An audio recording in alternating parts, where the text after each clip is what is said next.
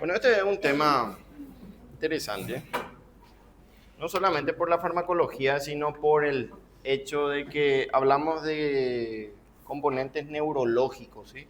Fisiología, fisiopatología y semiología neurológica. Es muy importante saber todo eso para entender la farmacología.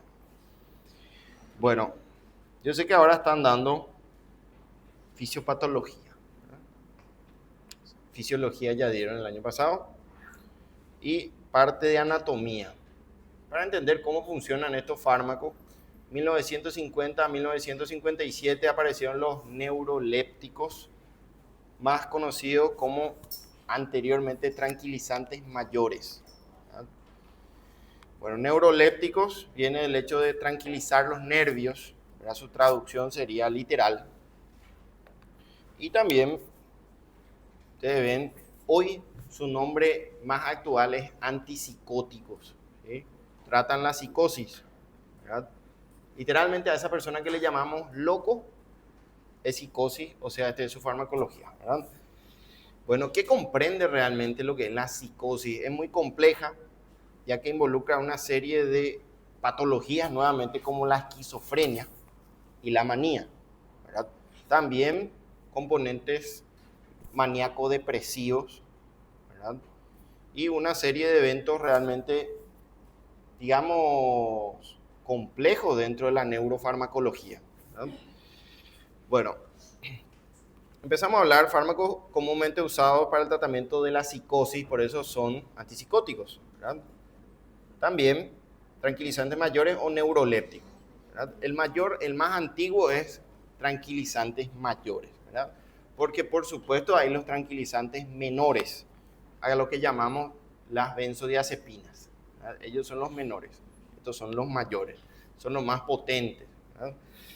Bueno, los neurolépticos, también conocidos como antipsicóticos, ejercen modificaciones fundamentalmente en el cerebro. Y vamos a ver en distintos puntos qué hacen estos fármacos. Se demostró que en la terapia psicótica, ¿verdad?, o antipsicótica, el papel fundamental de la dopamina es crucial para lo que es los fenómenos esquizofrénicos, ¿verdad? Ustedes saben que la esquizofrenia, que son fenómenos alucinatorios principalmente, alucina cosas que no existen, escucha ruidos que no existen, ¿verdad? Incluso vívido, él cree que es realidad, incluso genera realidades alternativas, ¿verdad? Realidades alternativas. Incluso hay varias películas en base a eso, ¿verdad? Por ejemplo, conocen La Isla Siniestra, ¿verdad? No sé cómo sería la traducción en portugués, con Leonardo DiCaprio, ¿eh? La Isla Siniestra trata de eso. Ya no sabía qué era mentira y qué era verdad. ¿Verdad? No sabía si lo que vivía era mentira o era verdad. Incluso creo que llegó a asesinar a su familia, ¿verdad?, en un trastorno de psicosis, ¿verdad? Entonces estamos hablando de enfermedades graves del sistema nervioso central. Bueno, tiene la esquizofrenia, dentro de lo que involucra esquizofrenia, tiene síntomas positivos y síntomas negativos. Lo que mencionamos recién, que son alucinaciones auditivas, visuales, son síntomas positivos. Y los negativos son generalmente síntomas de pensamientos negativos como suicidio, autolesiones, ¿verdad? Alodinia, alogia, que son prácticamente no hablar con el entorno, no sienten la necesidad de hablar con nadie, ¿verdad? O sea, estamos hablando de enfermedades graves, ¿verdad? Estamos entrando en patologías realmente oscuras del sistema nervioso central y el sistema DOPA es el que controla eso, ¿verdad? Principalmente el sentido de recompensa, que por ejemplo sería eso: ustedes estudian para el examen, rinden bien y se sienten bien, ¿verdad? Eso sería el sentido de recompensa. Eso controla el sistema dopaminérgico. Imagínense si ustedes rinden bien y no sienten nada, ¿verdad? Eso es lo que sienten una persona esquizofrénica, ¿verdad?, o psicótica, ¿verdad? También se encargan de los movimientos, el sistema dopaminérgico. Recuerden que vamos a bloquear el sistema dopaminérgico con estos fármacos. Si bloqueamos, ¿qué ocurriría? Bueno, principalmente la vía nigroestriatal, que corresponde al tálamo. ¿Verdad? Ustedes saben que esa área fundamental del cerebro para controlar los movimientos voluntarios. Por ejemplo, para agarrar este dispositivo, mi cerebro manda una señal dopaminérgica, ¿verdad?, para que se produzcan los movimientos en base a relajación y contracción. ¿Qué pasa si no funciona el sistema dopaminérgico? El paciente se vuelve rígido, se vuelve duro y tiene trastornos de movimientos, de ambulación, caminata, todo. Y se va endureciendo, se va volviendo una piedra, ¿verdad? Si bloqueamos el sistema dopaminérgico. Eso se llama comúnmente la enfermedad de Parkinson, ¿verdad? La enfermedad de Parkinson. O sea, ya saben que la enfermedad de Parkinson tiene problemas con la sustancia nigroestriatal. Hay una degeneración de esa parte del cerebro en el cual hay una depresión profunda de dopamina, ¿verdad? Por eso el tratamiento del Parkinson es levodopa, carbidopa, ¿verdad? Bueno, hay una película también, hablando de películas, estamos peliculeros. Hay una película interesante que se llama Despertares, no sé si alguien vio, es una película medio escondida y actúa justamente Robert De Niro. ¿Verdad? ¿Me conocen a Robert De Niro? Gran trayectoria, y el que hizo Patch Adams, ¿verdad?, que justamente se suicidó, ¿verdad?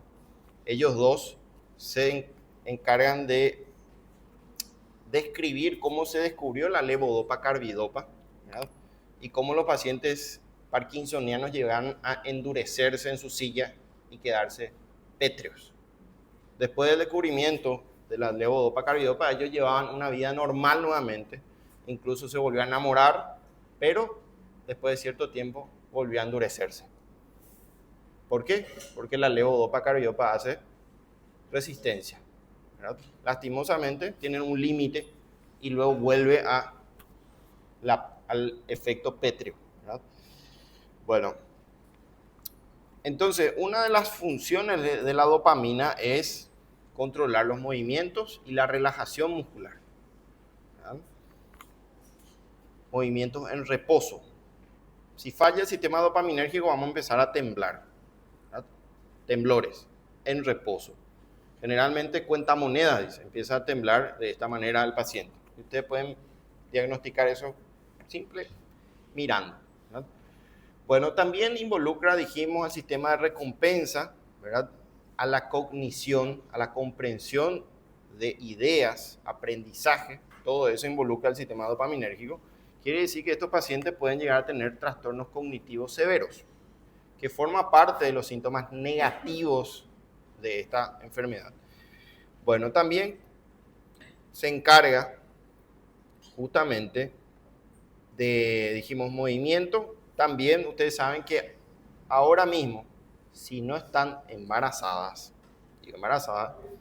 el sistema dopaminérgico está siendo liberado constantemente para inhibir la prolactina, ¿verdad? Inhibir. Si ustedes bloquean ese sistema dopaminérgico, va a estimular prolactina. Es inversamente proporcional a la lógica. Para que cuando una persona del sexo femenino se embaraza, ¿verdad?, se bloquea la producción de dopamina y se autoriza la producción de prolactina para generación de leche materna, ¿verdad? Estos fármacos van a hacer eso, van a simular un embarazo generando prolactina. Quiere decir que si consumen antipsicóticos pueden tener, ¿cómo se llama? Secreción de leche materna fuera de gestación, galactorrea, ¿verdad? Pueden generar galactorrea. Bueno, entonces la dopamina es fundamental en el cerebro principalmente. Bueno, tenemos dos tipos de antipsicóticos o neurolépticos, ¿verdad? Los típicos, que fueron los primeros que se descubrieron, 1956-1950, ¿verdad? Aparece la loxapina y la clotiapina, que tienen actividad antidopaminérgica alta, ¿verdad? O sea que vamos a tener todos los efectos agresivos antidopa, ¿verdad? Por un lado vamos a controlar la enfermedad psicótica, bien, pero por otro lado vamos a sufrir los eventos antidopaminérgicos, ¿verdad? Y los atípicos, que son los más nuevos, ustedes saben, apenas causan efectos extrapiramidales. ¿Verdad? Ustedes saben que la expresión motora, o sea, la repercusión motora semiológica objetiva, se encarga justamente de dos formas de manifestarse: movimientos piramidales y extrapiramidales. ¿Verdad? Generalmente los fenómenos piramidales vienen por las vías motoras piramidales, ¿verdad?, que hace su decusación y cambio, ¿verdad?, y se encarga de los movimientos precisos voluntarios, ¿verdad? Por ejemplo, agarrar un objeto, caminar, moverse, eso se encarga del sistema piramidal.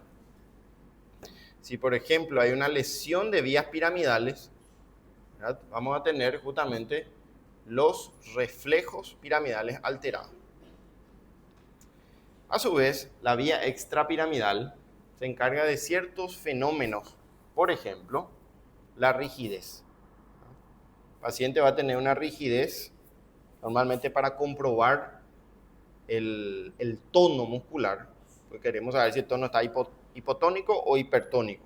Recuerden que el sistema extrapiramidal, si falla, va a verse hipertónico, o sea, duro. Ustedes, al movilizar el brazo o la pierna, flexionar, van a encontrar rigidez en rueda dentada, se llama, que va venciendo lentamente. Sin embargo, si es piramidal, es en navaja. ¿Conocen la navaja? Hacen un poco de fuerza y después vence. La navaja estándar, que es tipo una pluma, una cuchilla, ¿verdad? Sin embargo, el extrapiramidalismo, que es del Parkinson, va a tener rigidez en rueda dentada. Eso le va a servir el año que viene, en semiología neurológica, ¿verdad? Bueno, aparte de la rigidez en rueda dentada, al evaluar el tono muscular, ¿verdad?, vamos a tener ciertos otros fenómenos, principalmente relacionados con neurolépticos, que son, por ejemplo, la acaticia. Y que la acaticia es la inquietud, ¿verdad? El paciente se siente con necesidad constante de estar en movimiento. Se levanta, se sienta, se mueve, va, toca, mueve. Constantemente no se queda quieto, ¿verdad? Entonces eso es un fenómeno extrapiramidal, ¿verdad?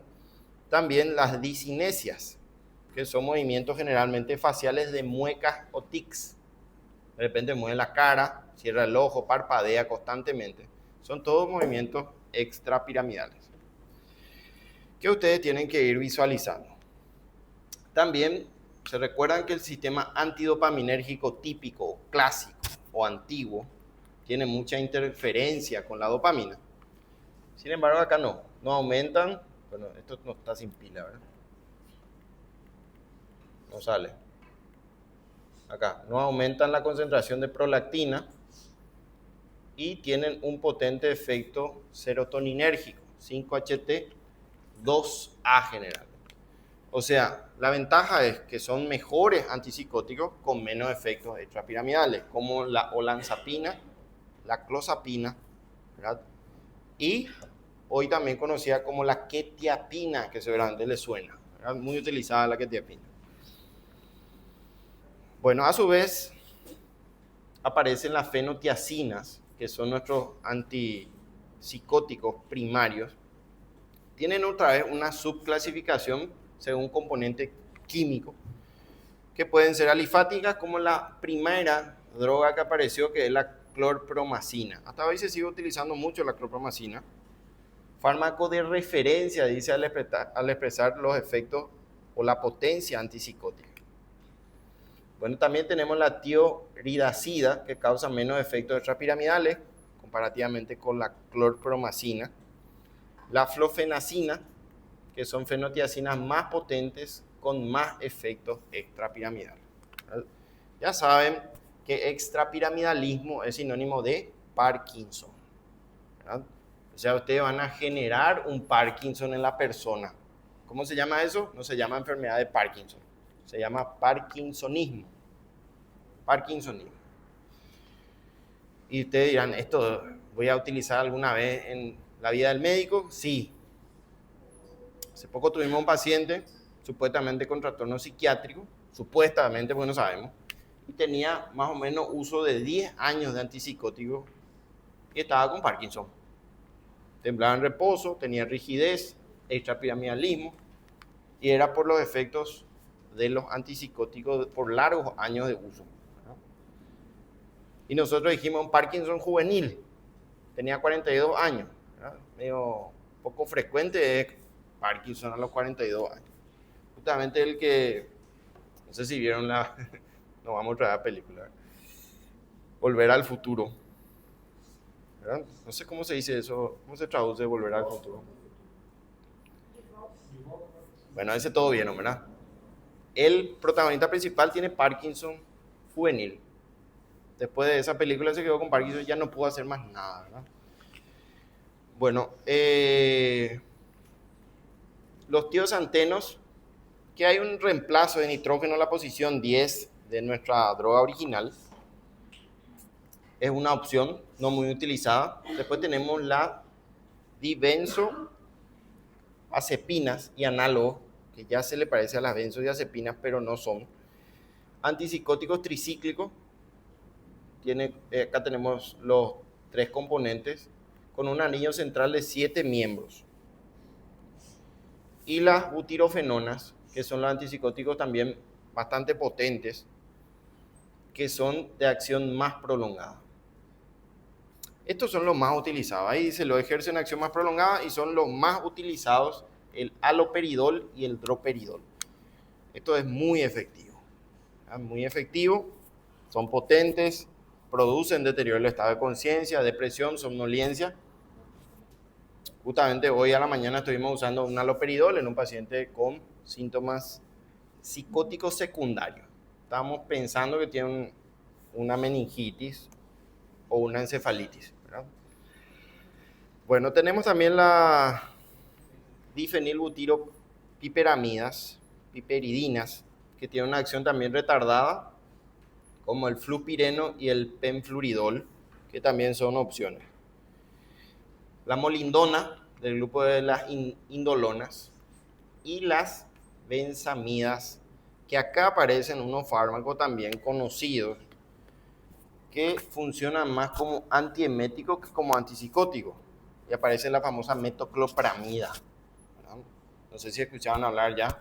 Droga original Placil, de Sanofi Adventis, ¿verdad? Aparece la cisaprida también, que es un procinético muy efectivo para la gastroparesia y para la digestión acelerada, ¿verdad? Y la clevoprida. Ustedes saben que la metoclopramida es el fármaco antiemético con mayores efectos extrapiramidales, ¿verdad? ¿Y en qué porcentaje se ve? Y bueno, más o menos 3% de los pacientes que van a utilizar metoclopramida van a tener efectos extrapiramidales, ¿verdad? ¿Cómo pueden asegurar esto? Si aplican rápido, ¿verdad? A alta velocidad el fármaco. Hay muchos fenómenos extrapiramidales relacionados con metoclopramida porque toca vía dopaminérgica. Son antidopaminérgicos. También el ondansetron, ¿verdad? Que en teoría es el mejor antiemético en plaza. Si ustedes quieren calmar definitivamente un vómito, van a usar ondansetron. Utiliza 5-HT3, pero también vía dopaminérgica. Bueno, otros componentes de segunda generación, ¿verdad?, que serían los atípicos o los nuevos, es la famosa risperidona, ¿verdad? Risperidona. También es un derivado benzisosólico, ¿verdad?, y potente antagonista de los receptores 5-HT2, ¿verdad? Muy bueno el fármaco, ¿verdad? Muy bueno, muy efectivo, muy potente, principalmente para los eventos psicóticos secundarios, como el del alcohol, ¿verdad? Ustedes saben que el alcoholismo da generalmente abstinencia, ¿verdad? Da abstinencia en el consumo crónico, ¿verdad? Bueno, este es el resumen. Las fenotiacinas, el más representativo y el más utilizado dentro de este grupo es clorpromacina, ¿verdad? La levomepromacina, la perfenacina, ¿verdad? Y tenemos acá también el grupo número 2, butirofenona, el haloperidol, halo, ¿verdad? Peridol considerado el más potente, y viene con su familiar cercano droperidol, que se recuerdan que se utilizaba en la neuroleptoanalgesia o anestesia, combinado con un opioide, generalmente fentanilo, ¿verdad? Funciona para el tratamiento o para el uso en cirugías de corta duración, ¿verdad? De corta duración. Bueno, hablamos de los neurolépticos típicos o antiguos. Justamente su acción antipsicótica. Ya saben más o menos cómo se vería un paciente psicótico, ¿verdad? Excitado, esquizofrénico, con poca habla, ¿verdad? Hablando de eso, justamente involucra el famoso TDAH, ¿verdad?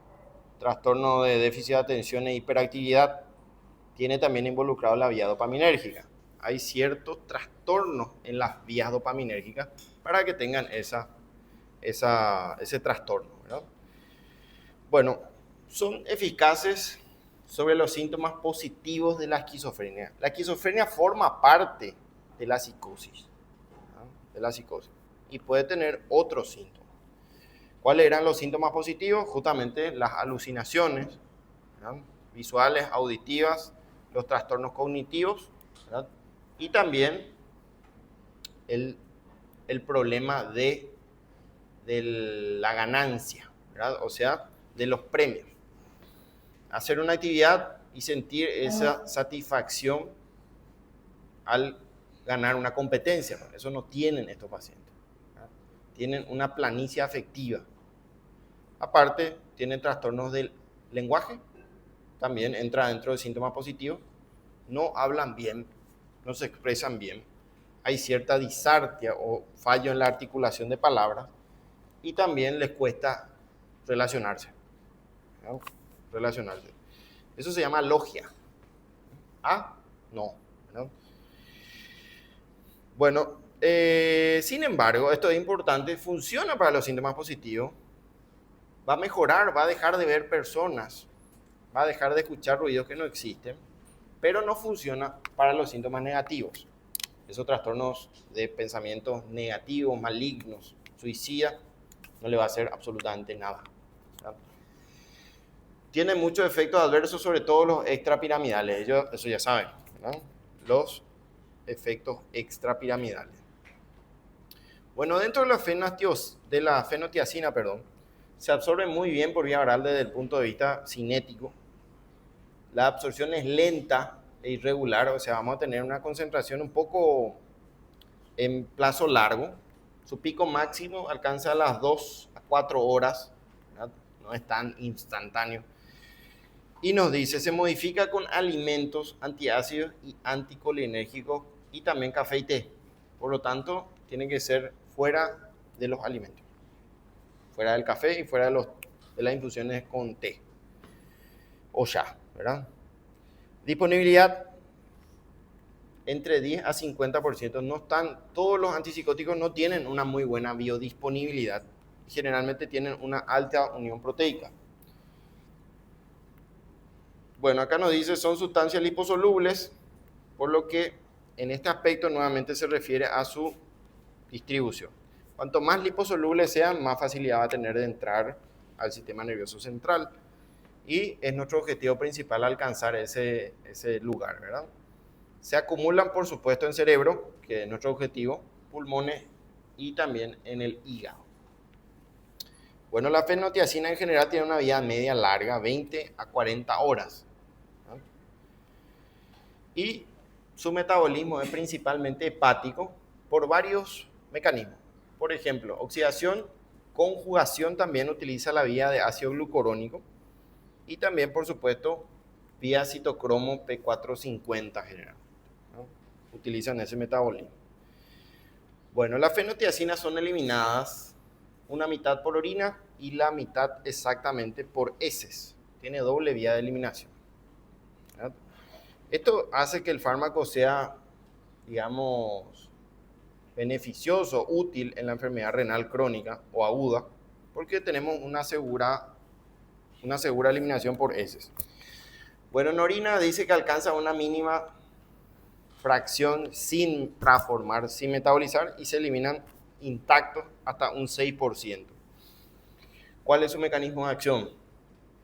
Ya saben, actúan específicamente sobre los receptores D2 dopaminérgicos del sistema dopaminérgico. Vamos a ver que el sistema dopaminérgico controla varias áreas del cerebro, como por ejemplo la vía limbocortical, que es nuestro objetivo farmacológico. La vía mesolimbocortical bloquea y produce un efecto antipsicótico, que es el objetivo, ¿verdad? Bueno, exhibiendo una correlación muy directa sobre el bloqueo de D2. Pero también, al utilizar un bloqueo inespecífico dopaminérgico, también bloquea la vía nigroestriatal, que se encarga generalmente de los movimientos, ¿verdad? O sea, el paciente va a sufrir de un parkinsonismo. Usted le suspenden el fármaco y va a volver a la normalidad, pero va a empezar a tener trastornos de movimiento, rigidez principalmente. Rigidez, temblores en reposo, facie de máscara o jugador de póker. ¿Ah? Jugador de póker. Ustedes saben que no tiene que tener ninguna expresión el jugador de póker, pero bueno, por lo menos los buenos, ¿verdad? Y la tuberoinfundibular, que al ser bloqueada tiene efectos antieméticos y hiperprolactinémicos. Es justamente la que produce galactorrea y por otro efecto antiemesis. ¿Quiénes son los antipsicóticos / antieméticos que tienen este efecto? Metoclopramida y domperidona, el Domper, que se utiliza muchísimo en población pediátrica principalmente. Así que cuidado con esos antieméticos, pueden tener fenómenos extrapiramidales. Bueno, ¿para qué usamos? Principalmente para estados esquizofrénicos. Recuerden que solamente funciona para los síntomas positivos. Para los síntomas positivos. También para la psicosis tóxica, alcoholismo, por ejemplo. Psicosis maníaco-depresiva, también. Estos maníacos depresivos son esos pacientes o esas personas que están muy felices o felices y de repente en segundo se hunden, ¿verdad? Están tristes, depresivos, ¿verdad? Lloran y 5 segundos antes estaban riéndose a carcajadas. Entonces hay un cambio de polaridad brusca. Si alguien es así, cuidado. Bueno, tiene que ser brusco el cambio, ¿verdad? No tiene que pasar mucho tiempo. Demencias también, generalmente pueden ser demencias por degeneración cerebral o degeneración de sustancia gris, ¿verdad? Como las demencias seniles, ¿verdad? Que van teniendo trastornos ya de manejo predeterminado y estados de agitación, generalmente de agitación postraumática. Bueno, estas son las indicaciones principales. Nuestro objetivo es tratar la psicosis. La psicosis. ¿Son fármacos efectivos? Muy efectivos, ¿verdad? Solamente que el efecto colateral que produce es realmente agresivo. Bueno, están contraindicados en pacientes con enfermedades hematológicas, ¿verdad? Preexistentes. Suele producir plaquetopenia, ¿verdad? Depresión grave del sistema nervioso central. ¿Cómo podría ser esto? Pacientes que tienen ya trastornos neurológicos, ¿verdad? Por ejemplo, demencia senil, Parkinson, Alzheimer. No le vamos a dar estos fármacos porque vamos a deteriorar más el estado de conciencia, ¿verdad? Entonces ustedes van a analizar si conviene o no indicar estos fármacos. También enfermedades hepáticas, ¿verdad? Que tienen disfunción hepática. Ya dice ahí Parkinson, enfermedad de por sí, degeneración nigroestriatal, enfermedades renales podría considerarse y cardiopulmonares, principalmente por el requerimiento de estado de alerta permanente. Por ejemplo, los EPOC graves no pueden consumir estos fármacos, ¿no? Bueno, justamente lo que nos importa principalmente si vamos a asumir el tratamiento antipsicótico, ¿no? La pregunta es, ¿estos fármacos ustedes van a utilizar si no son neurólogos o psiquiatras, ¿no? ¿Se usa o no se usa?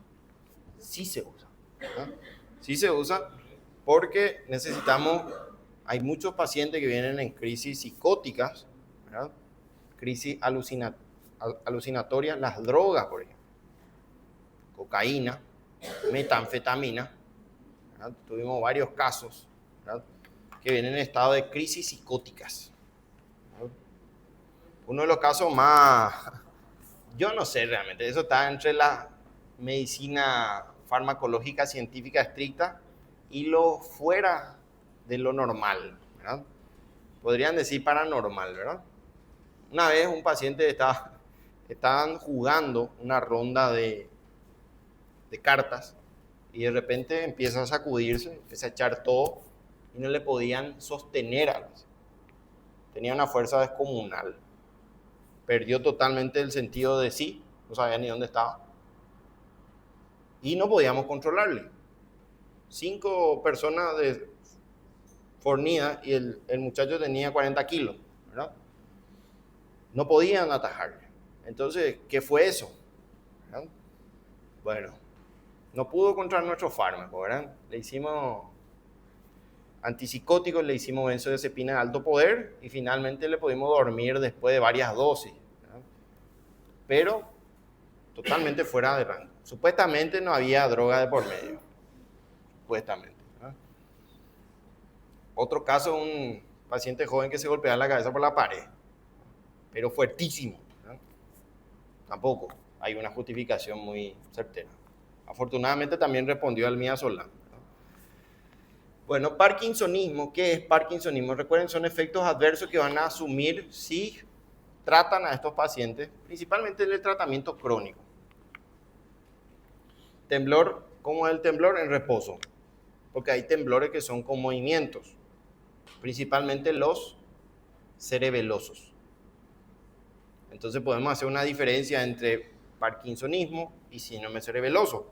¿Cuál es la diferencia? ¿Cuál es la diferencia?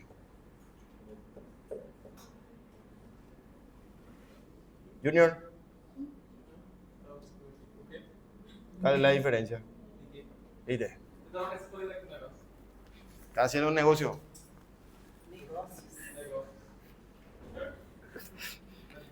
Bueno, ¿cuál es la diferencia entre un temblor parkinsoniano y un temblor cerebeloso? La pregunta es realmente difícil si no atendieron. Vos sabés. Atiendan bien porque esto puede caer en el examen. Por eso estoy deteniéndome acá. Y forzosamente captando su atención de muchos. ¿Cuál es la diferencia? ¿Cómo pueden evaluar y decir, mira, es un temblor parkinsoniano o es un temblor cerebeloso? Generalmente el cerebelo se encarga de los movimientos de precisión fina, ¿verdad? Por lo tanto, al mover el brazo van a temblar, ¿verdad? Va a temblar y no va a poder ubicar la nariz, por ejemplo. Van a decirle que toque la nariz y no va a poder porque va a haber un temblor en movimiento. No puede coordinar ese movimiento. El cerebelo se encarga de eso. Sin embargo, acá, al moverse el parkinsoniano o el Parkinson, para el temblor, se detiene. Se detiene. Al parar la mano, empieza a temblar. ¿Entienden? El cerebeloso tiembla en movimiento y el Parkinson tiembla en reposo. Es importante esa información, por supuesto. ¿No? Por supuesto. Van a tener esto. Si ustedes saben aprovechar, el año que viene va a ser muy fácil. ¿Verdad?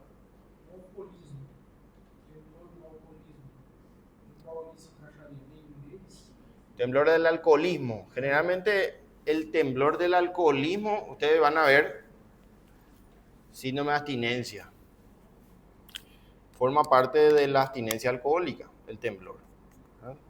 Ahora, si es un temblor fuera de abstinencia y es alcohólico, vos sabés que hay una degeneración cerebral que se llama encefalopatía de Wernicke-Korsakoff, que forma parte también de eso. Una degeneración cognitiva profunda y cierto ya trastorno de movimiento. Entonces podría ser, te hace la pregunta, ¿es abstinencia o es una encefalopatía degenerativa del alcohol? Ustedes saben que destruye el cerebro por déficit de vitamina B, por complejo B deficiente. Bueno, principalmente B1, ¿verdad? B1. Temblores, ya hablamos de esto. Abajo dice rigidez. ¿Cómo van a evaluar la rigidez en un paciente? ¿Qué usted dice? Viene un paciente y ¿qué le van a hacer? Bueno, la evaluación del tono muscular, ¿no? Para evaluar el tono, si se contrae o no, tienen que hacer un movimiento asistido. Generalmente la flexión y extensión de los miembros, tanto de los miembros inferiores como superiores, ¿no?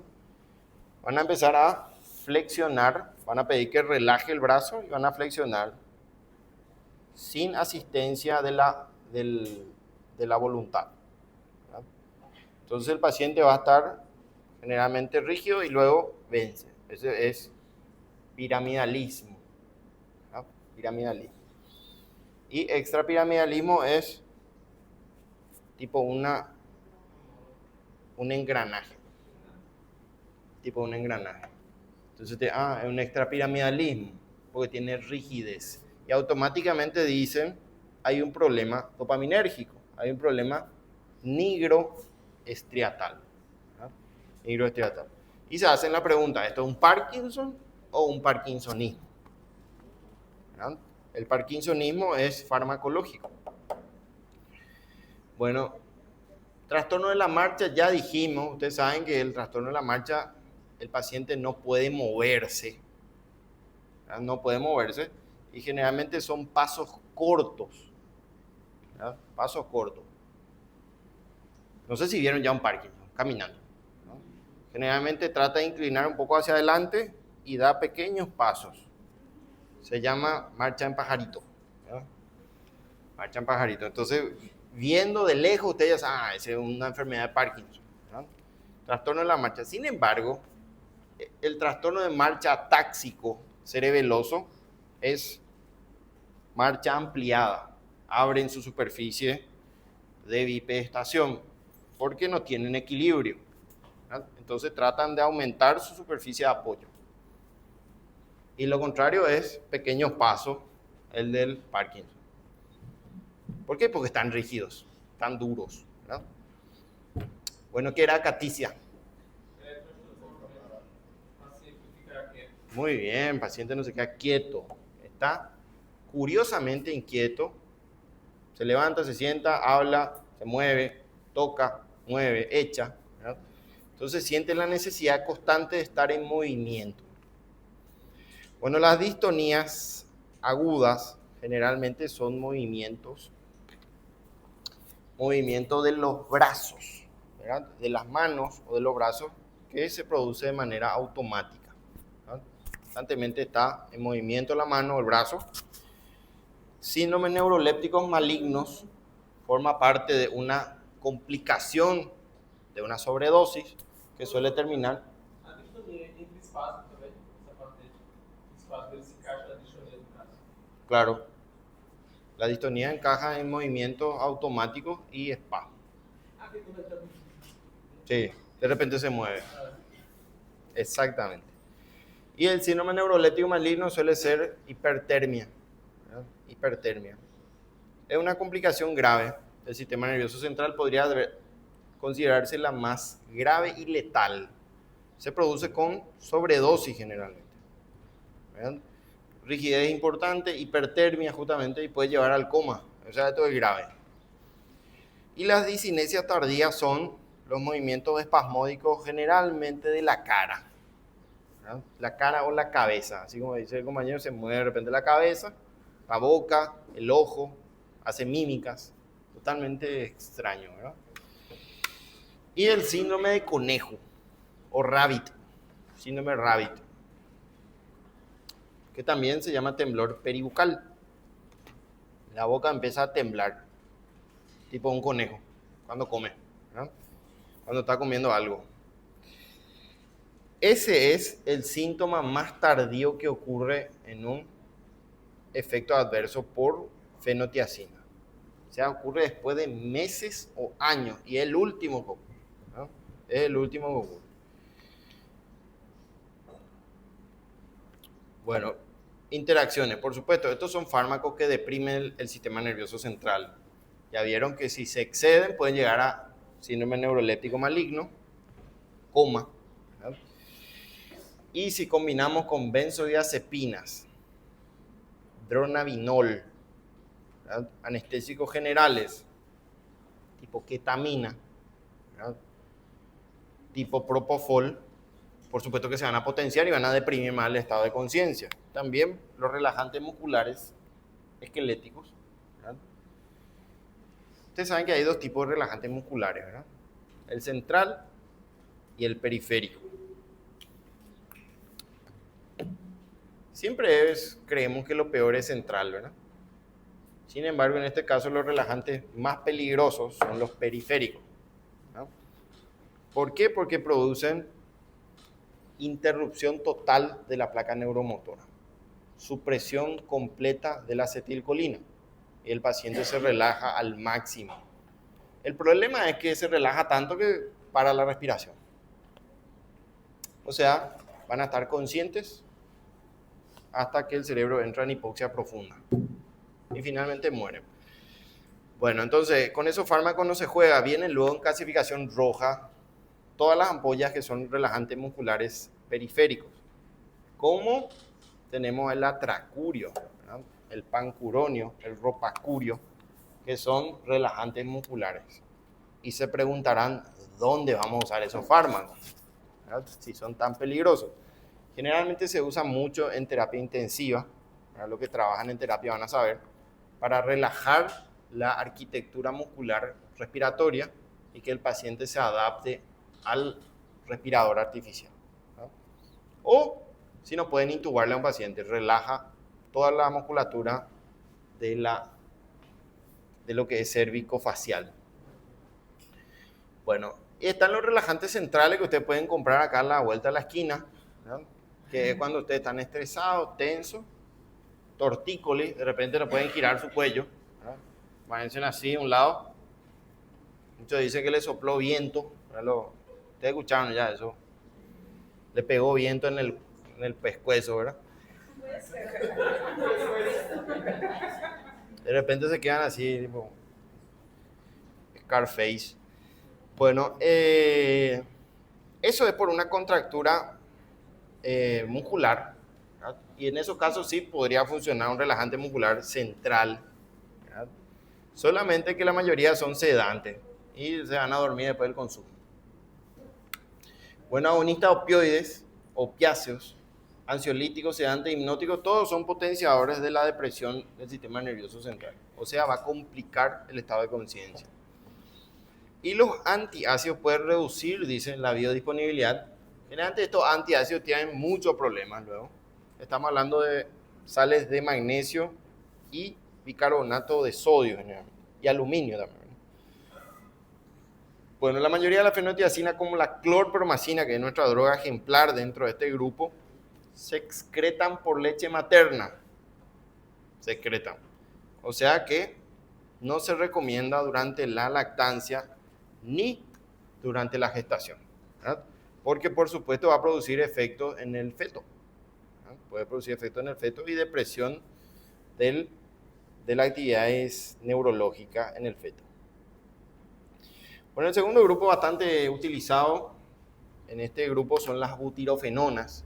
Como les dije, hoy estamos utilizando las butirofenonas. Son compuestos sintéticos potentes y de acción prolongada. Esa es su principal ventaja. Duran mucho tiempo. Y aparece el querido haloperidol, el más utilizado en este grupo. Tiene una vida media de 12 a 36 horas. Funciona muy bien para la psicosis aguda por fármacos, por tóxicos, como fumar, ¿verdad? Los que entran en abstinencia, ¿verdad? La psicosis aguda, como este señor que se golpea la cabeza por la pared, ¿verdad? También la crónica, la alcohólica, recién mencionado la alcohólica, y la senil, ¿no? Funciona muy bien. ¿Qué tienen que tener en cuenta? Este fármaco es potente y puede dormirle tan profundamente al paciente que puede haber un paro respiratorio, ¿no? La respuesta es variante. En muchos, una sola dosis no le hace nada y en otros le lleva al coma. Así que hay que tener vigilancia hospitalaria. Esto no pueden administrar en sus casas. Viene en forma de gotas, comprimidos y ampollas. A dúvida é essa, que eu estava pesquisando. O haloperidol, aquele que o paciente toma mensal, é o mesmo efeito? Hã? O decanoato de valeu. A diferença dele ¿Cuál? do decanoato de haloperidol e o haloperidol sozinho. El haloperidol, O haloperidol a gente faz até na emergência. Se o Claro. paciente chega insulto, a gente faz.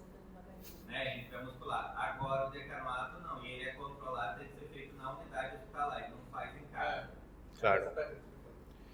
Lo que pasa es que al acoplar ese decanoato, esas son sustancias que prolongan la vida media.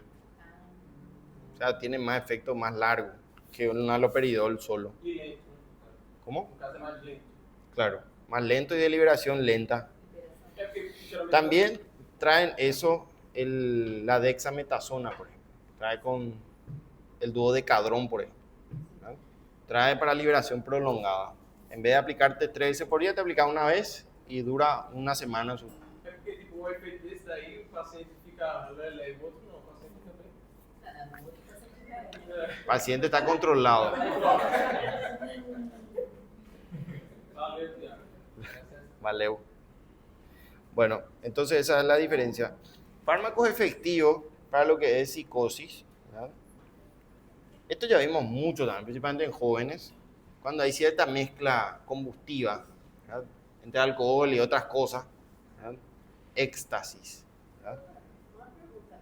O paciente chegou no surto psicótico. Como é que eu vou saber se eu vou usar o haloperidol ou se eu posso usar um diazepam? Porque a maioria da emergência a gente usa diazepam. Dificilmente usa haloperidol. Mira, dependiendo de la clínica, justamente eso. Si vos notás que es una expresión psicótica, ¿verdad?, por ejemplo, no se queda quieto. Teníamos una que tenía 18, 19 años y empezó a correr por el hospital, pero corría a alta velocidad, ¿verdad? No sabemos dónde quitó tanto estado físico. Empezó a correr a la 1 de la mañana, ¿verdad? Eso es evidentemente una crisis psicótica, ¿verdad? Entonces, ¿qué va a elegir? Haloperidol intramuscular, ¿verdad? Eu trabalhei numa unidade de. Diazepam no le va a hacer mucho efecto. Sim, é isso que eu ia perguntar, porque assim, eu trabalhei numa maternidade e a gente dava Plasil para descer o leite da mãe, para ajudar a descer mais rápido o leite para ela poder aumentar. Só que na contramão, Ahora ya sabe por qué. dava efeito extrapiramidal delas tirarem a roupa e se sair correndo para neném, cair. E aí, para rebater Eso está grave. Plasil que a gente tinha dado, a gente dava diazepam, a gente não dava haloperidol, mas pensando no efeito extrapiramidal. Aí a gente pode usar, porque a gente já tem noção do que estava acontecendo, ou mesmo assim, de repente, a gente poderia usar um haloperidol. En ese caso es un efecto extrapiramidal Sim. por un antipsicótico de fondo. Y no vas a usar otro antipsicótico, vas a usar puedes usar un diazepam, por ejemplo. En ese caso sí, porque vas a potenciar el efecto extrapiramidal. ¿Entendés? A no ser que use un antipsicótico de segunda generación. Pero vos sabés que es una complicación por un extrapiramidalismo. Entonces vas a tratar de controlar con una benzodiazepina, está bien. En ese caso sí. Pero ¿cómo es? Le daban metoclopramida para estimular la lactancia y le daba un efecto extrapiramidal. Quando injetava rápido. Aí você fica com aquela sensação de morte, né? Sí. E tira a roupa e faz várias coisas. Tira a roupa, tira a cesta, sai correndo, pega o neném, vai embora. É só pensar o que acontece na maternidade. Nosotros no solemos ver mucho de eso, pero sí produce. Se describe en un bajo por 3%. ¿Verdad? Sim, mas acontece. Acontece. É rápido, mas acontece com frequência. Nosotros no solemos ver, probablemente porque nuestra metoclopramida no es muy original, que digamos, ¿no? Mas funciona bastante. No, si usas Placil, sí. Não, sim, se usar pra Pero si usas nuestra metoclopramida acá, ¿cómo se llama? No recuerdo cómo se llama, ¿eh? Cesárea, o leite demora a descer. Que es más Aí, placebo. Se você faz bonitinho, certinho, no tempo lento, o leite vem mais rápido para poder aumentar na hora úmula ali, né? Na ordenhada. Assim, funciona, mas tem hora que tá ruim, mas funciona. funciona. Y ahora ya saben cómo funciona. Muy bien. En moraleja dice que se usa para estimular la producción láctea. Eso es primera que escucho, ¿verdad? No es algo muy recomendable, ¿verdad? Pero funciona en este caso para estimular la producción, la que no tiene leche, ¿verdad?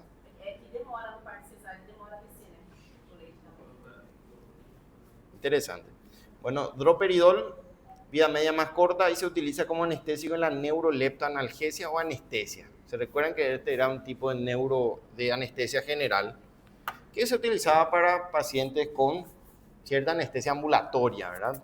Una anestesia no invasiva, corta, ¿verdad? Podría usarse para ciertos casos de endoscopía, colonoscopía, ¿verdad? Y usa un opioide de alto poder que es fentanilo, ¿verdad? Bueno, los efectos adversos son iguales. Ya hablamos de los neuromusculares extrapiramidales. La caticia, lo que le agarraba a nuestro paciente era caticia. Una sensación de inquietud, de excitabilidad. Hay veces que te da una sensación de muerte, ¿verdad? Y eso no solamente ocurre con la metoclopramida, sino también con el ondansetron. Por eso se hace lento. Lento y si es posible diluido y si es posible por Volutrol, ¿no? Bueno, ya hablamos de los síntomas parkinsonianos, ¿verdad? ¿Cuáles eran?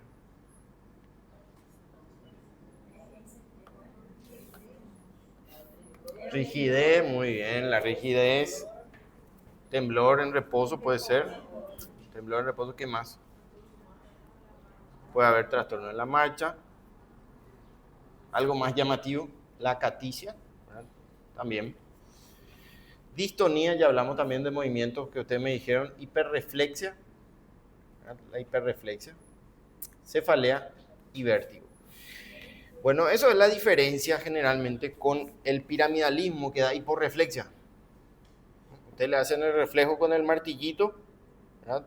Y si es excitado, si es notablemente mayormente expresable el reflejo, entra o encaja dentro de un extrapiramidalismo, ¿verdad?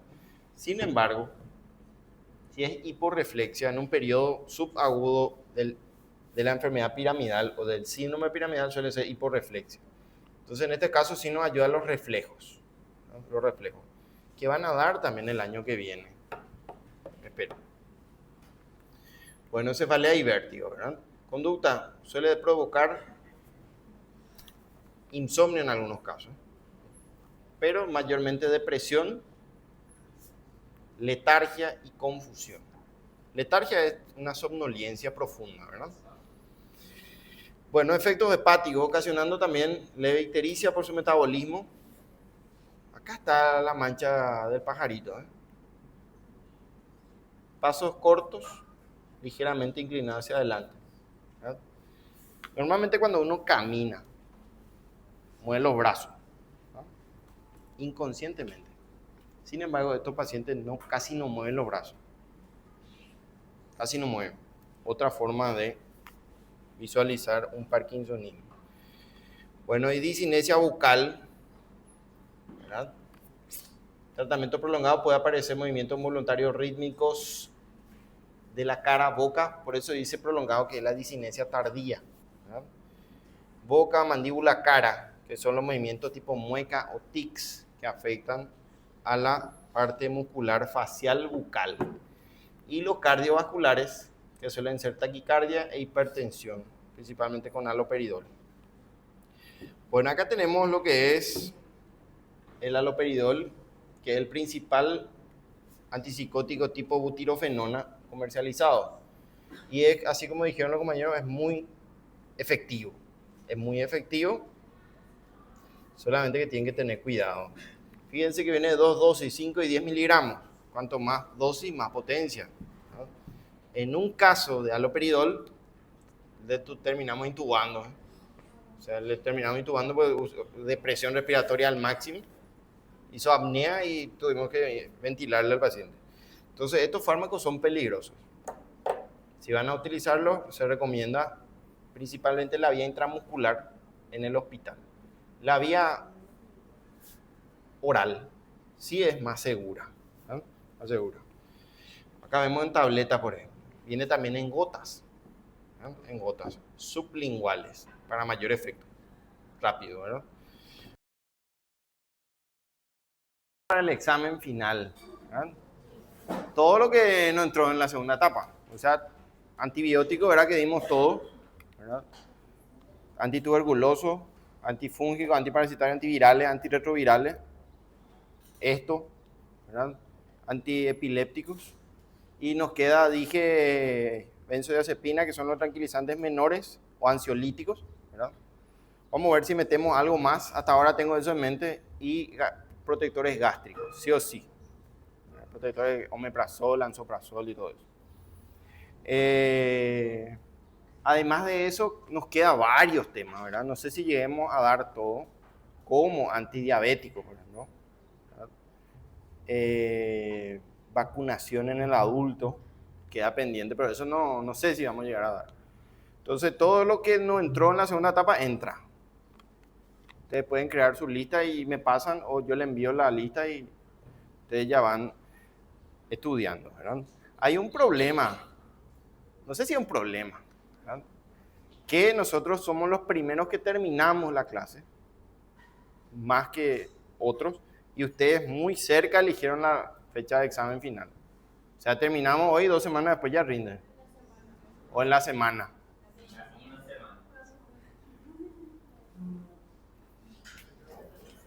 No sé. Si me piden mi opinión, no es muy buena, ¿verdad? Yo pensaría bien para presentarme en esa mesa, ¿verdad? Bueno, la ventaja, ¿saben por qué? Porque es un tema árido. Neurofarmacología principalmente es un poco pesado y idealmente 2 semanas serían para prepararse bien, ¿verdad? Si están bien, perfecto. Entonces, recomendación, vayan estudiando ya a partir de ahora, profundamente, en serio, hagan sus resúmenes, prepárense, entrenen, ¿verdad? Hagan preguntas, respondan luego, ¿verdad? Yo estudiaría ya de esa manera, siendo fuertemente agresivo, preparándome, concientizándome para primera mesa. Si no, se tranquilizan y se preparan para la segunda, ¿verdad? ¿Verdad? No sé, cada uno tiene su decisión. Ahora, la ventaja que les doy es que solamente son temas reducidos, ¿verdad? Son muy pocos temas, porque en teoría son todos tienen que estudiar. Y vamos a entrar solamente en lo último que dimos, ¿sí? Otra cosa. Claro, solamente los casos. Ustedes tienen que entender que para mí es difícil eso, porque son muy pocos temas. Y son 3 mesas que tengo que hacer de un mismo tema, ¿verdad? No es que en la segunda mesa va a entrar todo. Siempre van a entrar los mismos temas para las 3 mesas. Y son muchas preguntas, ¿verdad? O sea, son 120 preguntas que tengo que hacer diferentes, de muy pocos temas, ¿verdad? Ahora, para facilitarle a todos esos casos clínicos, van a poder hacer en grupo, ¿verdad? Solamente que hay una condición. Tienen que ser máximo 4 y mínimo 4, ¿verdad? O sea, no pueden ser más de 4. 5 no, ¿verdad?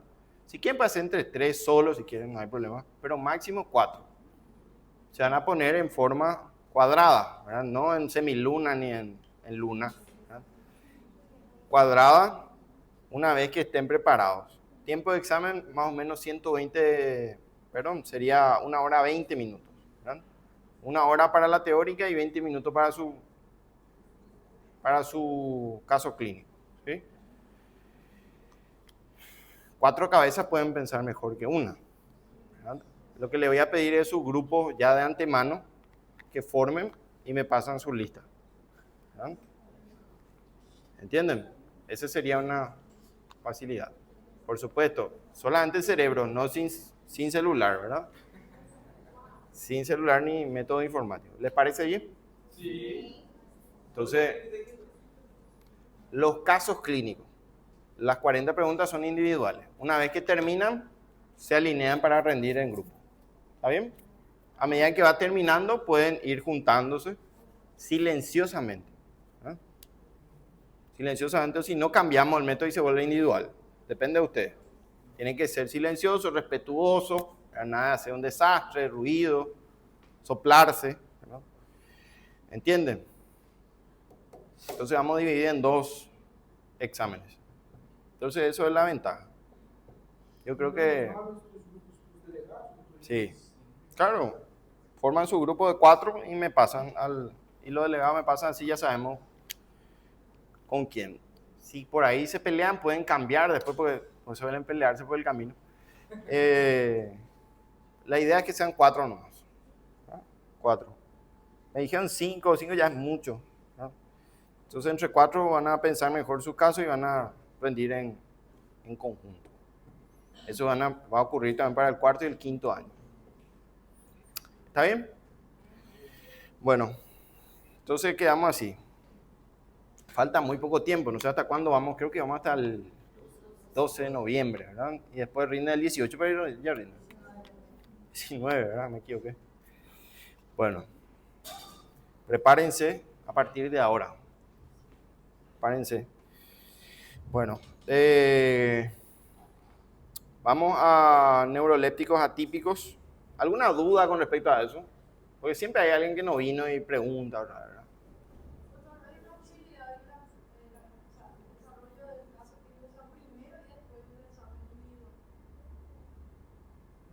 Porque quem vai terminando já ir fazendo, né? Acho que dá mais Porque, ¿cuál sería la ventaja de eso? Tienen más miedo al...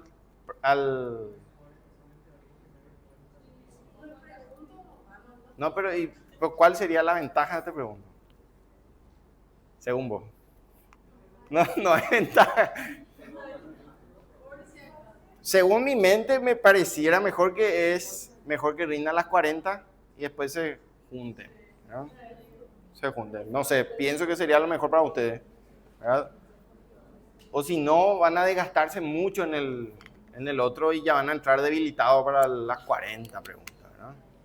Entonces entran hiperexcitados para las 40 preguntas y después ya, si uno está medio deteriorado, el otro le apoya, ¿verdad? ¿Entienden? Funciona el pensamiento abstracto. Bueno,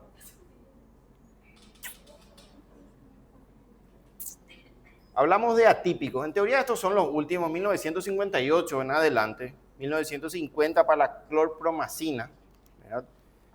Esa época de 1950 fue la época dorada, ¿eh? Aparecieron los antiepilépticos, ¿verdad? Aparecieron los antimicóticos, una serie de fármacos que se descubrieron. Hasta ahora no hay mucho avance a partir de ahí, ¿verdad? Bueno, su acción antipsicótica de estos fármacos de segunda generación, por eso son atípicos. Atiéndanme que atípico suena tipo anormal, pero se refiere a que son más nuevos, ¿verdad? Rompe lo típico, rompe lo común. Bueno, no solo ejerce un antagonismo sobre los receptores D2, sino también actúa sobre varios receptores a nivel neuronal, serotonina, histamina y muscarínicos incluso, ¿verdad? O sea, no solamente dirige todo su componente antipsicótico sobre los receptores dopaminérgicos, sino también otros. Eso hace que reduzca la toxicidad D2, ¿verdad? O sea, no tiene tantos efectos adversos como los de primera generación o típicos. Bueno, justamente baja la incidencia de los efectos extrapiramidales, además de una mínima afección sobre la prolactina. No hay muchos cambios en la prolactina. Esto puede afectar tanto a la mujer como al hombre, ¿verdad? Los dos pueden presentar galactorrea, ¿verdad? Y otras hormonas. Aparece la olanzapina, que se usa muchísimo en la farmacología psiquiátrica, ¿verdad? La risperidona y la quetiapina, ¿verdad? Que muchos indican para dormir, porque tiene un efecto muy potente para producir somnolencia. Bueno, olanzapina, fármaco de última generación de antipsicóticos, buena, mejoraron la cinética y todo. Biodisponibilidad del 100%, comparativamente con los primitivos, baja biodisponibilidad. Viene por vía oral, no se ve afectada con la ingesta de alimentos, otra ventaja, ¿verdad? Los otros sí tenían injerencia con los alimentos. Concentración máxima 5 horas, o sea, para urgencias no funciona muy bien, ¿verdad? Hasta ahora, ¿cuál sería el fármaco para una crisis psicótica aguda? Haloperidol. Haloperidol hasta ahora. Acuérdense de eso, ¿verdad? Los casos clínicos van a ser así, ¿verdad? El paciente ingresa, excitación psicomotriz, ¿verdad? Movimiento de inquietud, violencia, excitación psicomotriz, delirio, ¿verdad? Se le cataloga el cuadro como un diagnóstico de, y ustedes van a poner psicosis aguda, ¿verdad? Tratamiento de elección, haloperidol. ¿Qué vía? Intramuscular, preferentemente, ¿verdad? Endovenosa suele ser muy fuerte, ¿verdad? Entonces reduce su potencia en cuanto a depresión respiratoria y neurológica por vía intramuscular, no por vía oral. Si se recuerdan de la dosis, 10 a 5 miligramos, ¿verdad? Sería la respuesta. Más o menos así. No hay mucho secreto. No van a ser casos clínicos largos, ¿no? Bien directo. Bueno, eso depende. Bueno, 5 a 10% atraviesa la barrera placentaria, o sea, hay que considerar su uso en la gestación. Y su semivida es bastante prolongada, 24 horas, y se requiere aproximadamente 7 días para alcanzar niveles definidos. Se tarda tiempo en alcanzar niveles de control neurológico, ¿verdad? Unión plasmática proteica del 93%, un poco menos que los colegas anteriores. Y también lleva mucho metabolismo hepático por glucuronización directa, que por ácido glucurónico, y oxidación también. Bueno, por medio de la orina se elimina 57% y este cambia, no se elimina directamente a heces, va por bilis. Su aclaramiento del fármaco suele ser 20 a 47 litros hora, ¿verdad? Que finalmente se depura en más o menos 20 a 54 horas, tarda tiempo en salir del organismo. Bueno, no está bien esclarecido. Se menciona que cumple un papel mucho más complejo sobre varios receptores, ¿verdad? Fuera de lo que es dopaminérgico, para el papel antipsicótico. Bloquea los receptores de D1 a D4 y tiene mayor afinidad por el D4, por eso no tiene muchos efectos extrapiramidales, ¿verdad? Muchos efectos extrapiramidales. También actúa sobre los 5-HT, que son los serotoninérgicos, ¿verdad?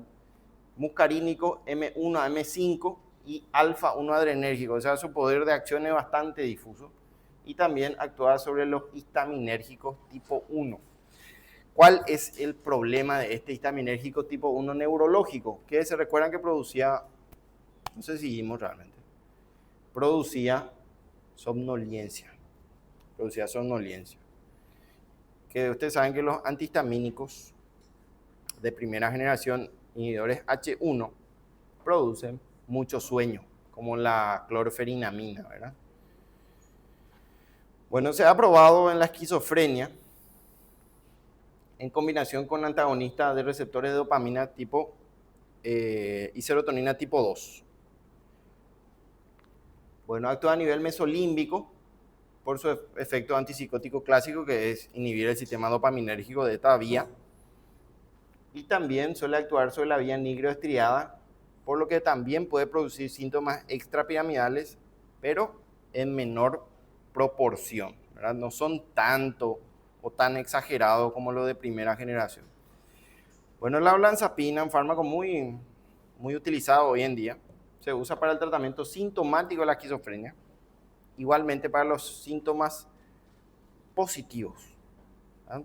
Ahí nos dice, disminuye la excitación, la hostilidad, la agresividad, la excitabilidad, la falta de cooperación, ¿verdad?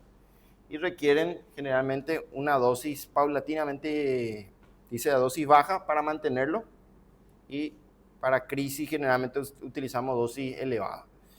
Bueno, episodios maníacos, moderado a grave, prevalencia de recaídas, se usa para prevenir recaídas, de episodios maníacos principalmente. Maníacos son episodios de hiperexcitación aguda, ¿verdad? Agresividad, rompe todo lo que hay. En esos pacientes funciona bien este tipo de fármaco olanzapina. También se usa para el trastorno bipolar, ¿verdad?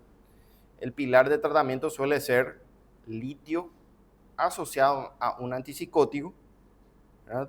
Y muchas veces le agregan ácido valproico, que también funcionaba como antiepiléptico y tratamiento de la bipolaridad. Bueno, vienen comprimidos 7.5 y 10 miligramos. La dosis inicial es de 10 miligramos día, con ajuste posterior a intervalo de 5 a 20 miligramos día. Vamos ascendiendo la dosis para obtener mayor efecto y control de la enfermedad psiquiátrica, ¿verdad? Bueno, ¿cuáles son las contraindicaciones? Alergias, hipersensibilidad a olanzapina o derivados. Glaucoma de ángulo estrecho produce hipertensión intraocular y puede exacerbar el glaucoma de ángulo cerrado. ¿Se recuerdan que era mucho menos frecuente, pero era mucho más grave? Y tampoco se usa en demencia, principalmente en ancianos, ¿verdad? Porque produce mayor deterioro del estado neurológico.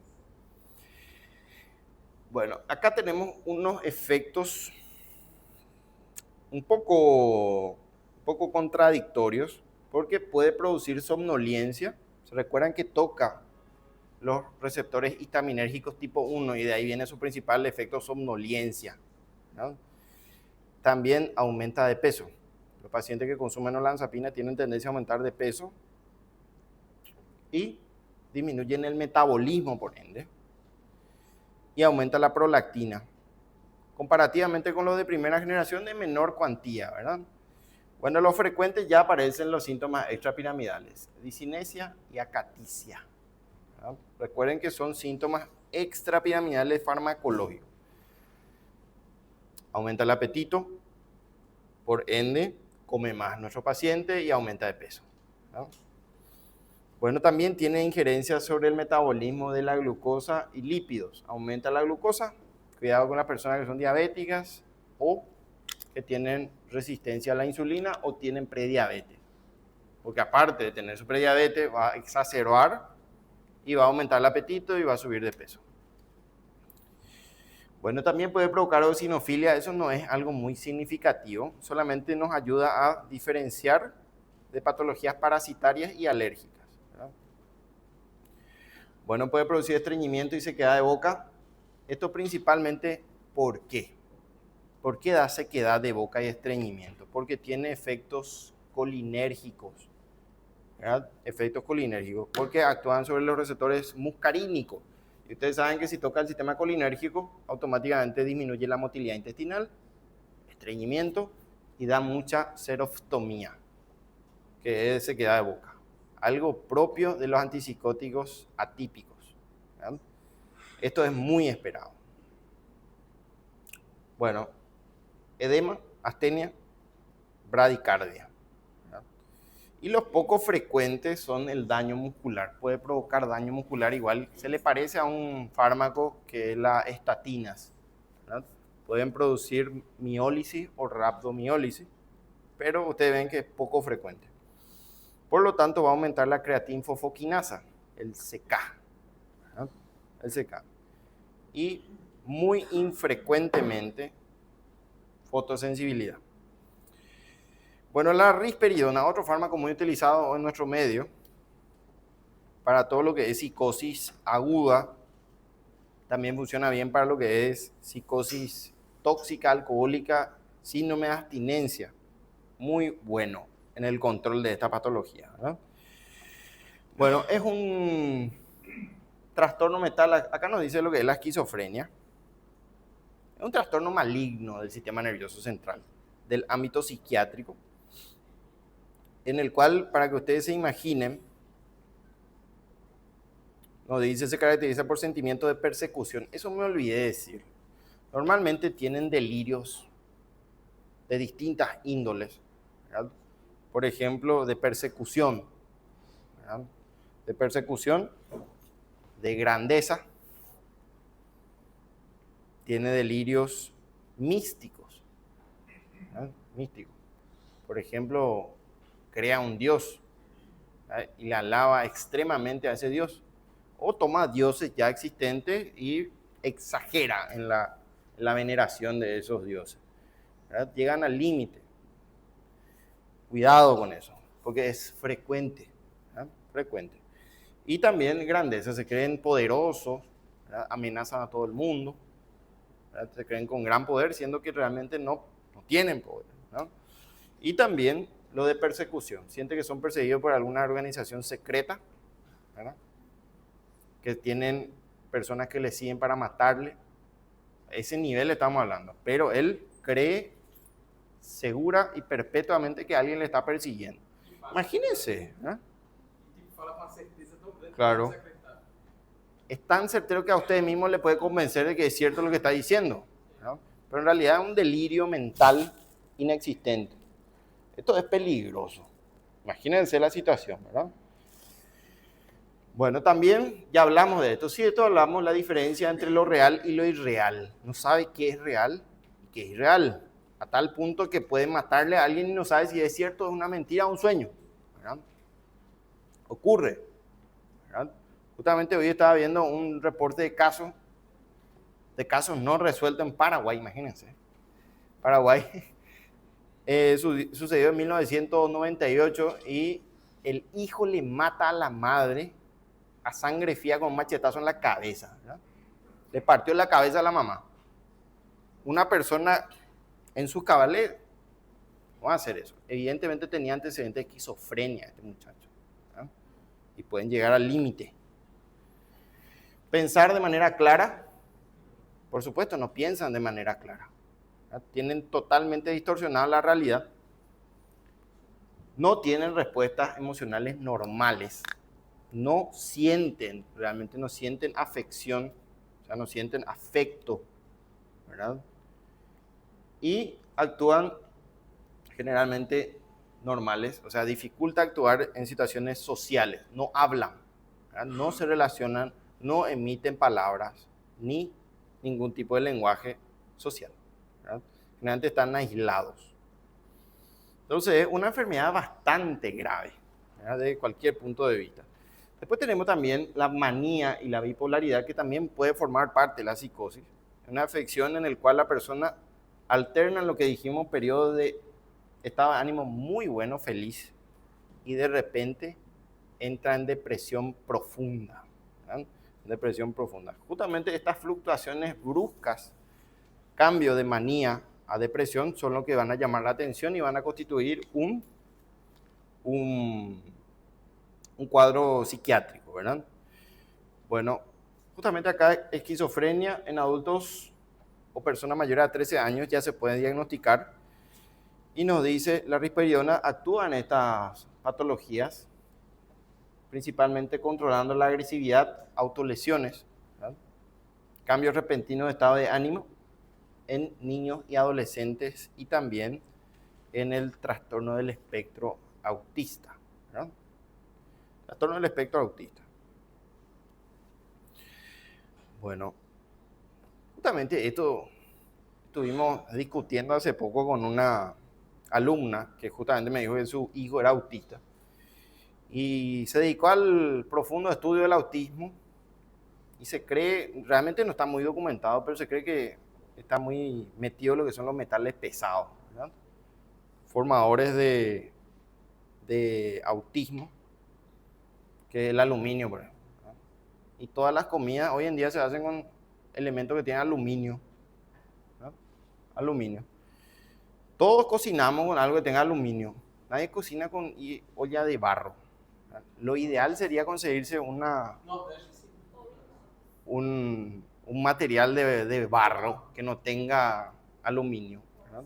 Porque eso se cree que influye de manera profunda en estas patologías, o sea, en estos trastornos, ¿verdad? Tanto del espectro autista como de déficit de atención y hiperexcitabilidad, ¿verdad? Bueno, según ella, dice que mejoró mucho de ser un nivel 3 a un nivel 1, ¿verdad? O sea, el avance es tremendo, ¿verdad? El avance es tremendo. Y también me dijo que estuvo implementando la ozonoterapia. ¿Ustedes escucharon hablar de eso? La ozonoterapia que funciona para estos trastornos, ¿no? Entonces esto es un terreno todavía, yo creo, crudo, que hay mucho por estudiar todavía. Interesante estos casos. ¿Y por qué? La gran pregunta, ¿por qué anteriormente no había muchos autistas y hoy hay muchísimos? ¿Verdad? ¿Cuál sería la génesis de estos problemas psiquiátricos, ¿verdad? O psicológicos psiquiátricos? Bueno, está todavía verde el tema, está crudo el ambiente, no hay mucho todavía documento. Bueno, la risperidona es un antagonista monoaminérgico selectivo, actúa más bien sobre el sistema monoaminérgico y afinidad sobre los receptores serotoninérgicos. Tiene mayor afinidad hacia los 5-HT2 y por supuesto el D2. Lo que pasa es que para controlar la psicosis y todo lo que envuelve a la psicosis, esquizofrenia, manía y depresión, tiene que tocar D2. De lo contrario, no cumplen un efecto 100% efectivo. ¿Verdad? Bueno, se une también a los receptores alfa-1 y con menor afinidad a los histaminérgicos. Esta sería la ventaja comparando con olanzapina, que toca mucho H1 y da mucha somnolencia. ¿Verdad? Da mucha somnolencia. Bueno, ¿qué nos dice? A pesar de que la risperidona es un potente antagonista D2, produce menos depresión de actividad motora que los de primera generación, ¿verdad?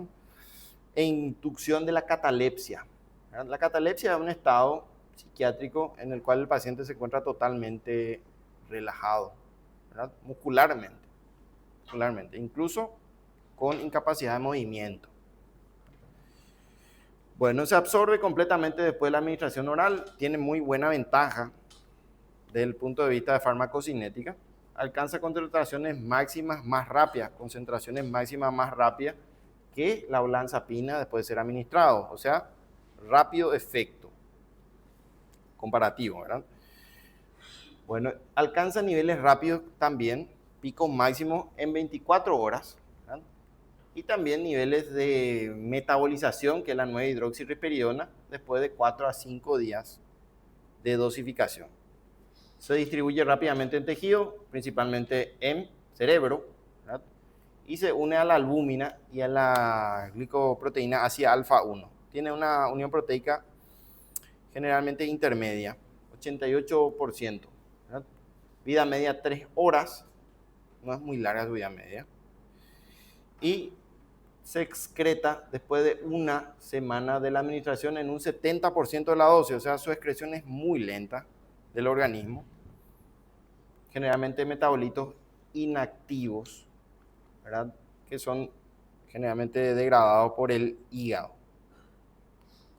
Bueno, sus indicaciones, ¿para qué usamos? Adultos en el tratamiento agudo y mantenimiento de la esquizofrenia, funciona bien para la esquizofrenia. También para lo que es síntomas positivos, excitación, agresividad, trastornos de afectividad. Y en adolescentes también, para el tratamiento de esquizofrenia de 13 a 17 años en adelante, ¿verdad?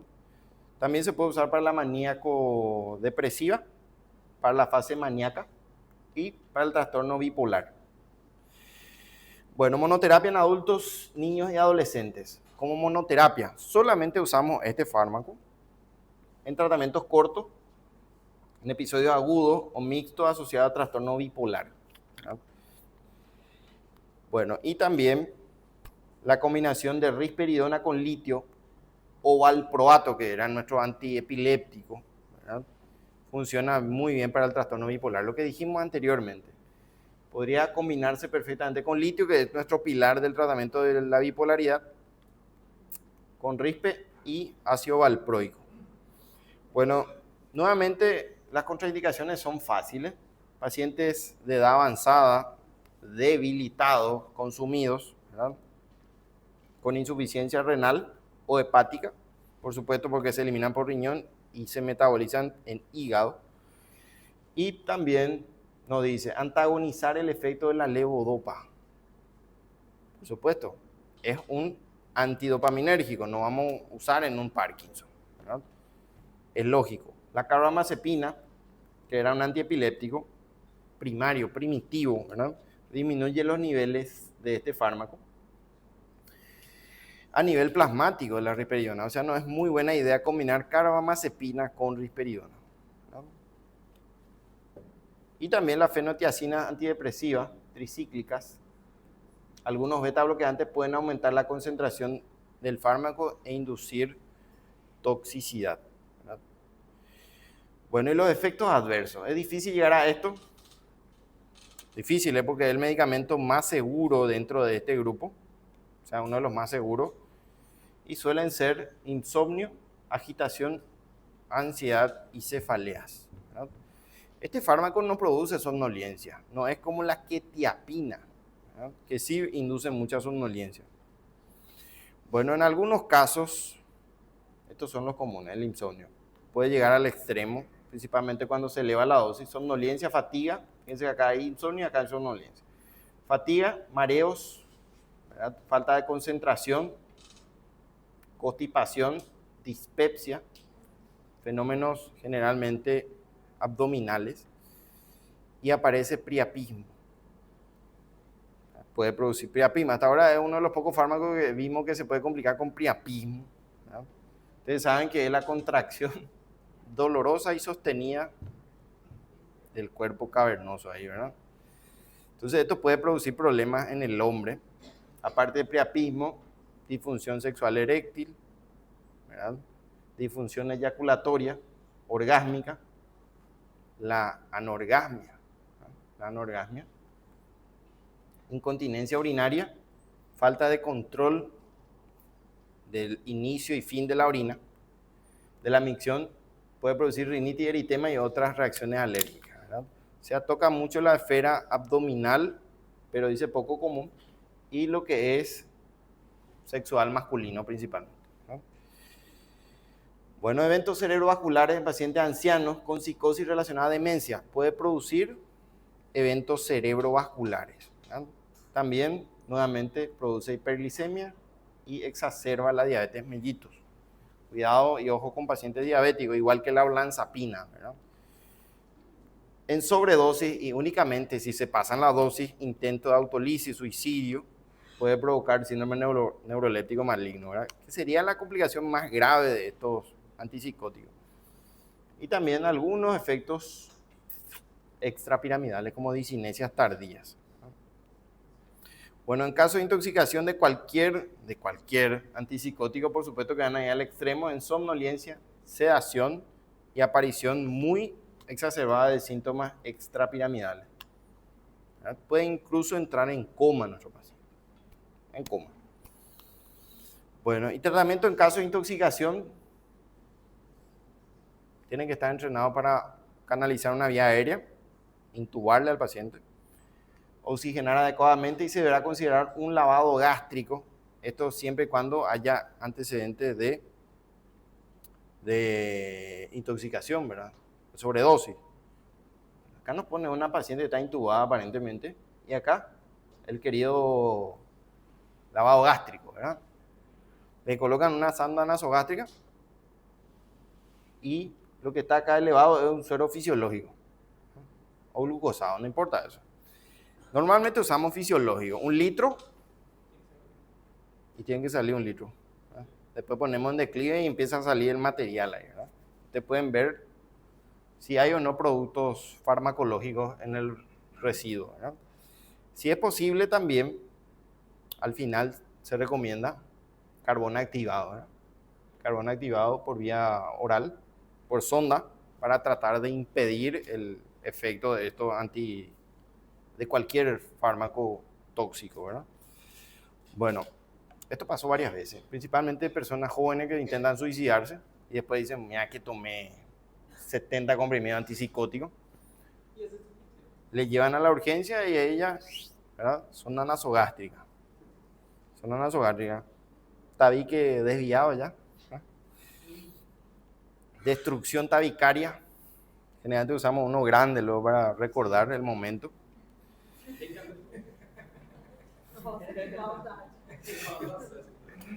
Después cuando considere la idea se va a acordar de la cicatriz nasal. Bueno, estos son los efectos de los antipsicóticos secundarios. En general, principalmente los de primera generación. Y acá nos dice en cuánto tiempo aparece, ¿verdad? Por ejemplo, uno de los que aparece más rápido es la distonía aguda, ¿verdad? Que es espasmos del músculo de la lengua, cara, cuello y dorso, ¿verdad? Como lo que dijiste hace rato, se mueve el brazo de repente, ¿verdad? Puede aparecer muy rápido, principalmente en pacientes jóvenes. Todos son principalmente por mecanismos dopaminérgicos, ¿verdad? Bueno, acaticia, inquietud subjetiva u objetiva. El paciente está inquieto, si está quieto, igual está inquieto, ¿verdad? Sin ansiedad, o sea, mentalmente se encuentra trabajando a 1000 por hora, ¿verdad? O puede ser objetiva, que no se quede motoramente quieto. Bueno, tiempo de aparición 5 a 60 días, te tarda más en aparecer. Estamos hablando de un tratamiento más crónico. Parkinsonismo, que ustedes vieron ya cuáles son los componentes del Parkinson, rigidez, temblores variables, fase de máscara, que es la cara de póker, jugador de póker o poker face, ¿verdad? No tiene ninguna expresión en su cara. No sabe si está feliz, triste, depresivo, alegre, ¿verdad? Excitado. Nada nos dice su cara, ¿verdad? Es para diagnóstico. Bueno, 5 a 30 días, ¿verdad? Se recomienda reducción de dosis o cambiar de medicación antiparkinsoniana. Esto hay que vigilar, no es que le damos y nunca más le controlamos a nuestro paciente, ¿verdad? Síndrome neuroléptico maligno, que es lo más grave que puede ocurrir. Rigidez extrema, tipo un Parkinson en etapa final. Fiebre es la característica principal, porque el centro termorregulador se desprograma, ¿verdad? Se destruye. PA inestable, ¿qué significa inestable? Baja. Tendencia al shock.